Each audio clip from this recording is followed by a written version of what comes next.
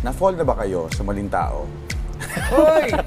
Pero dito sa ating tipid trips, may panibagong adventure tayo dahil siguradong kahit mahulog ka, mag-e-enjoy ka pa rin. Panoorin po natin ito. Paano kung may lugar na malaya kang tumalon? Ma-fall? At magsaya nang hindi nabubutas ang bulsa?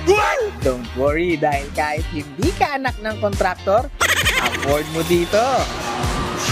Hindi overpriced ang presyo at higit sa lahat, saya lang ang babaha sa biyahe natin ngayon dito sa Tipid Trips.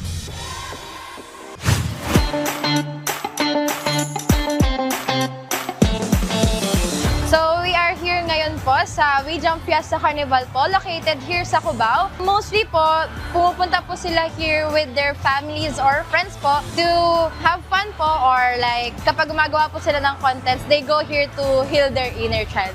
Sulit ang banding sa dami ng pwedeng gawin mula sa trampolines, obstacle courses, at iba pang high-energy activities na siguradong gigising ng inner child mo.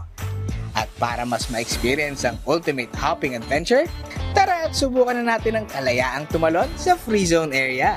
Ito po yung free zone area po natin. Dito po tayo mag-start. Any activities pwede po gawin dito. Kung gusto niyo po mag-trick, flip, pwede po dito tayo dito. Mag-dive sa foam pit at ma-fall sa trending na falling net nila. Dito po is falling area po natin. Ganito po gagawin. Hawak po kayo dito sa bar or kahit saan po dito. Tapos, pagbaba po, i-cross yung arms nyo. Palakasan naman sa banggaan ang sumo ball.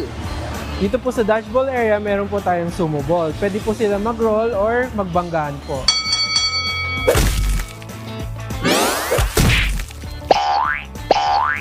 Okay ka lang, sir?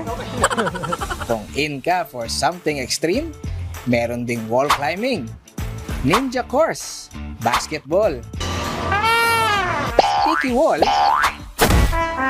zip line, at marami pang iba. 499 lang ang entrance for 1 hour na. Pero mas makakatipid kung buong barkada ang pupunta dahil kung 5 ang kasama, libre ang isa sa 4+1 promo nila. Open from Monday to Thursday mula 12 noon to 9 p.m. at 10 a.m. to 10 p.m. naman kapag weekend. Make sure lang na magdala ng grip socks para hindi ka na mapagastos pa.